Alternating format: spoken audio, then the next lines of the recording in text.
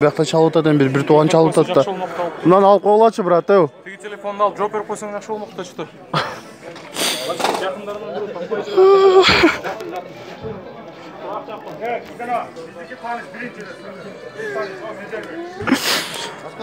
Allah, inna lillahi ve inna ilaihi raciun. Әке біздің туғандар.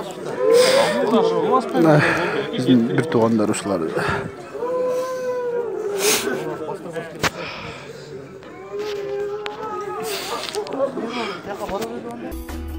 Ыңгайлуу жерден орун алып алган тажик согушчандары жөн эле жолдон өтүп бараткан кыргыз жарандарын өлтүрүп эле чектелбей, алардын сөөгүн да алдыра койбой, биз тараптан жасалган аракеттердин баарын жокко чыгарып, тынымсыз чабуулга алышкан. Окко учкан Honda Fit үлгүсүндөгү автоунаада Миңбулакта турган жокерлерибиздин айтымында 4 жаш жигит болгон. Алардын 4 тең мерт болушкан. Андан кийинки жол ортосунда окко учуп, капталынан туруп калган Toyota Corolla үлгүсүндөгү унаанын жүргүнчүлөрү канчоо болгонун, алардын тагдырлары эмне менен аяктаганы бизге белгисиз. Снайпердик чабуулдан окко учуп, төбөсү менен жерге түшүп, кайра томолонуп туруп калган бул Lexus үлгүсүндөгү унаанын жүргүнчүлөрү да суу калбаганын унаанын бултурушунан эле көрүп түшүнүүгө болот. Тажик согушчандары мыкаачылык менен адилетсиз жана ырайымсыз согуш ыкмасын колдонгонун мындан кийинки кадрлардан да көрүүгө болот.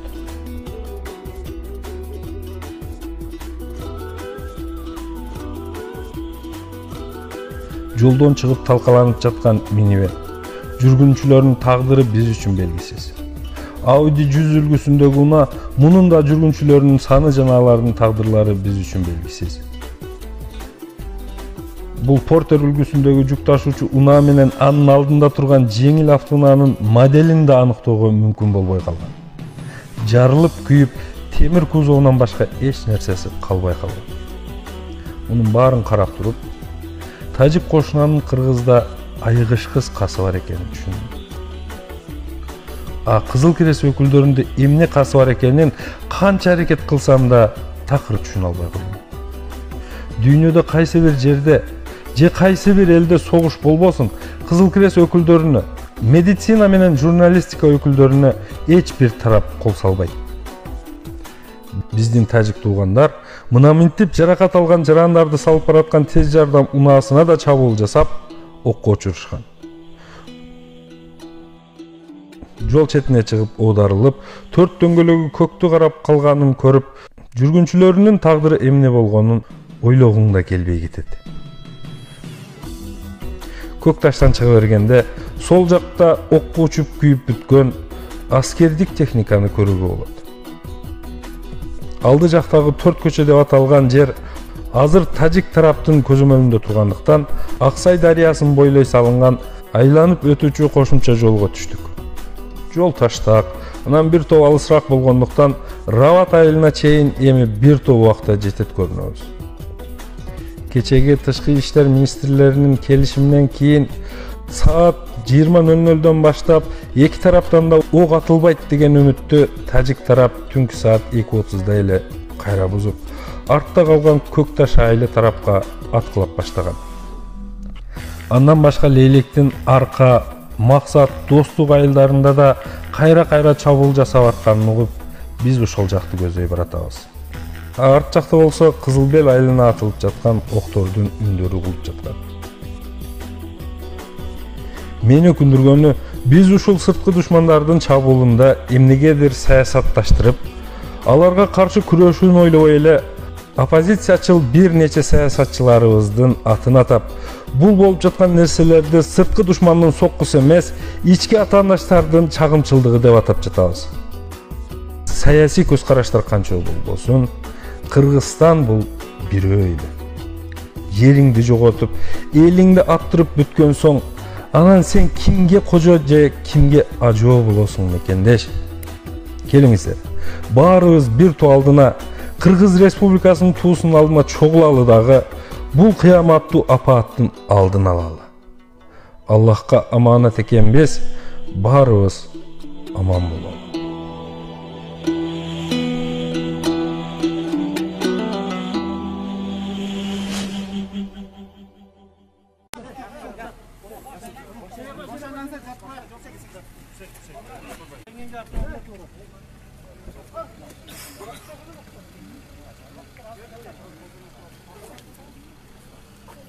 Так, biz hazır Batkent'deyiz. Batken облустук ооруканасынын алдында турам.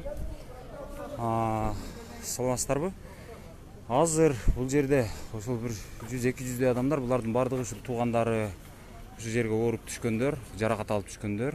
Алар ошол абалы кандай деп бардыгы ошол камтама болуп отурушат. Ата-энелер көбүнчө бир туугандары ошол больницанын ичине кирип чыктык. Больницанын ичинде ошол бир оор абалда жанагы реанимацияда жаткан аскерлер дагы көп экен. Азыр абдан мындай күчөтүлгөн режимде иштеп атат десек болот. Ар бир кабинетте, ар бир бөлмөдө врачтар жүрүшөт. Улам жаңы жаракат алып келгендер түшүп атат. Анан арасында бирөөсүн көрүп калдык. Ошол бирөөнүн жансыз денеси окшойт. Ошол бетин жаап алып кетип атышыптыр. Кээде ушул жерде жанагы аял кишилердин ыйлаган үнү да болуп калып атат. Азыр ушундай абал. Врачтар азыр улуттук госпиталдан бери тартылганын айтышты. 60 оорулуу ушул Баткен облустук ооруканасына ушул жана октон жарат алып түшүшүптүр. Азырынча абал ушундай. Абалдын өзгөрүшүнө жараша, кырдаалга жараша мен бат-бат ушул түз эфирге чыгып маалыматты берип турам деп айта алам. Азырынча абал ушул. Азыр саат 11:30 болду. 11:30дагы абал ушул.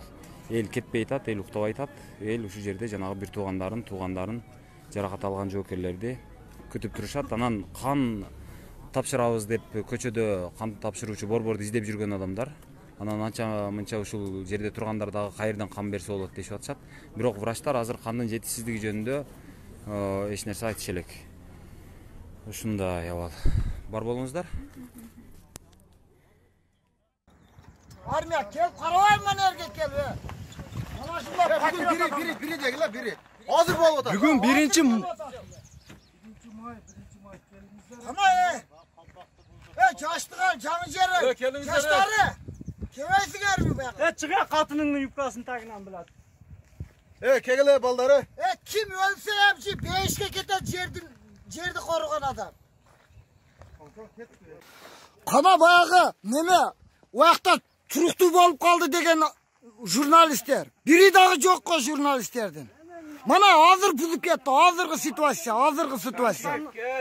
Kelip Kırgızstan flagını bulup, arkalarını odarıp, mana biz hazır manşerde turabız hazır. Kança bir 100 metre var. Ölsek ölüp keteriz, ayırması yok yerimiz için. Mana jurnalistler kayaktağlar tartıp geldi mana erge. Mana şunday katta oblasının alında turabız biz. İmşa el.